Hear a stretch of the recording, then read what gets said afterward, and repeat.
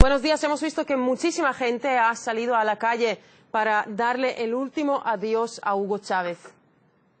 ¿Nos puedes comentar un poco lo que se ve en Venezuela estos días? Sí, bueno, efectivamente, en Venezuela se ha visto estos últimos 9 días, como ha ocurrido en estos últimos 14 años, una mayoría de la ciudadanía venezolana que está favoreciendo, está apoyando un proceso de cambio profundo, un proceso de cambio social, político, económico, cultural, etcétera, y bueno, y que ha salido a la calle no solo a despedir a su líder histórico, sino fundamentalmente a dejar claro que sigue asumiendo la dirección del proceso, en este caso desde una perspectiva más colectiva, y que no van a dejar en principio que se caiga el proceso que está en marcha.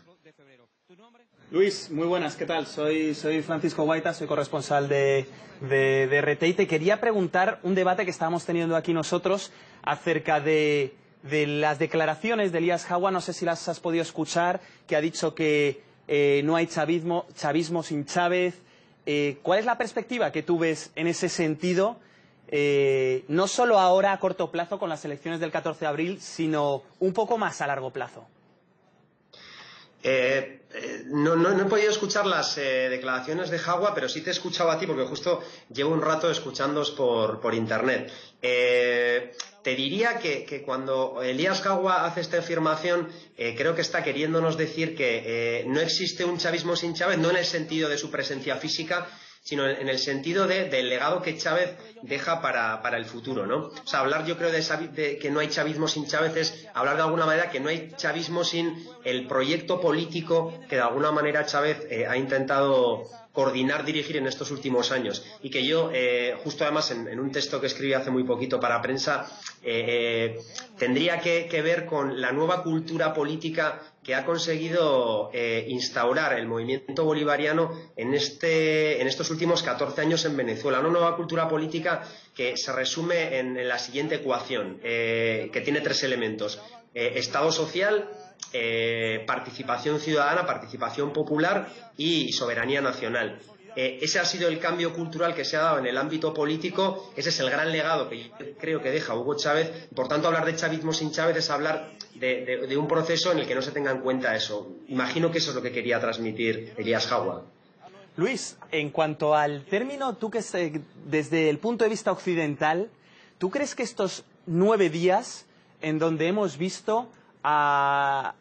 más de 2 millones de personas yendo a visitar al presidente fallecido, donde la gente se ha volcado, ¿tú crees que ha cambiado un poco la mirada que se tenía, no solo los políticos, sino te hablo de los ciudadanos, la mirada que se tenía de Hugo Chávez en términos de verlo como una persona autoritaria, pero ver cómo el pueblo está volcado? ¿Tú crees que ha habido un cambio o tú crees que la gente sigue pensando lo mismo a pesar de las imágenes no solo emocionales, sino, pues bueno, de tremendo apoyo que se ha visto en estos 9 meses, en estos 9 días?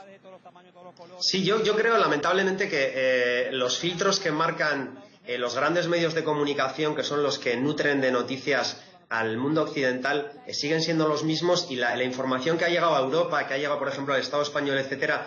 sigue estando guiada por la misma perspectiva. ¿Qué significa? Fundamentalmente se ha hablado o se ha intentado hablar de Chávez como el político populista, como el político autoritario, y bueno, yo creo que este tipo de información, que es muy sesgada y que obviamente parte de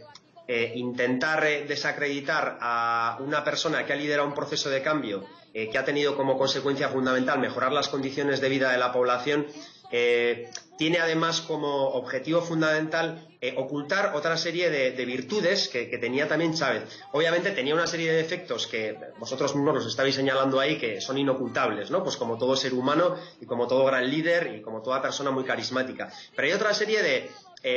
digamos, virtudes, ¿no? Que lo han convertido por eso en un personaje histórico, y que gracias a esas virtudes y por supuesto al trabajo de muchísimas personas anónimas en Venezuela, ha permitido estos cambios para mejorar las condiciones de vida de la población. Una de ellas, por ejemplo, para mí muy importante, es esa capacidad, bueno, esa pasión casi juvenil que tenía Chávez por la autoformación, por el estudio, etcétera, que le llevaba a estar leyendo libros de filosofía, de política, hasta las 2 de la mañana, y levantarse a las 5 de la mañana para ir a trabajar. Eso creo que muy pocos presidentes probablemente lo hacen a nivel internacional. Y luego otra muy positiva era sus aptitudes pedagógicas, ¿no? Es decir, yo que todos los años que pude vivir en Caracas y que pude seguir obviamente como parte, ¿no?, directa del proceso, ver a través de televisión, más allá de que la telepolítica es algo que está presente no solo en Venezuela sino en el resto del mundo, a un presidente que tiene la aptitud pedagógica en el sentido de habilidad para transmitir una serie de análisis políticos del contexto actual en el marco de la globalización capitalista de principios del siglo XXI desde una perspectiva crítica para que el ciudadano de a pie lo pueda entender. Es decir, que un presidente te explique cómo funciona el capitalismo, cuál es la lógica de la explotación del capitalismo, un presidente que te diga qué importante es que apostemos por otro tipo de propiedades, además de la privada, además de la estatal, propiedades sociales, que se generen empresas comunitarias y que ustedes además tienen, digamos, tienen que tener el poder en los barrios, etcétera, que te lo diga un presidente, a mí me parece que es inaudito. Y además que te lo diga con esa capacidad, insisto, esa actitud pedagógica, es muy importante y ha sido un elemento clave para cambiar la conciencia política e ideológica de los venezolanos y las venezolanas. Decía su asesor, Müller Rojas, que Chávez, si no hubiera sido político, tenía que haber sido comunicador, ¿no? Y yo creo que es una de las claves del proceso, ¿no? Yo creo que ha sido fundamental. O sea, hoy en día además estamos en el mundo después de la última revolución científico-tecnológica con la aparición de Internet, con una serie de nuevas tecnologías que han cambiado el mundo y que obviamente son herramientas para trabajar en cualquier ámbito de la vida y también en la política, ¿no? La cuestión es cómo utilizamos las tecnologías, como ha sido a lo largo de la historia, pueden ser para bien o pueden ser para mal. Entonces, yo creo que la televisión, la radio, los medios de comunicación que están ahí, que han sido o han jugado un papel fundamental, ¿no?, en todo el proceso venezolano, pues obviamente han sido herramientas para el gobierno para transmitir una serie de mensajes y yo creo que sobre todo también para poder poner sobre el tapete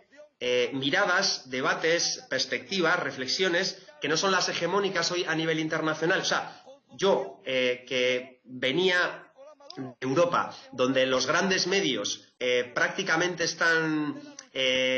guiados por un pensamiento único que lo que hace es intentar legitimar constantemente el actual orden de cosas, y cuando vas a un país en el que la televisión pública, la radio pública te está diciendo justo todo lo contrario y te da la posibilidad, digamos, de que te acerques a perspectivas críticas de lo que está ocurriendo a nivel internacional, me parece sano y me parece necesario, teniendo en cuenta, y con esto termino, que todavía el mayor porcentaje de medios de comunicación y los que más llegan a la población son privados y no son en absoluto progubernamentales. Luis, muchísimas gracias por estar con nosotros en directo en esta jornada especial en RT.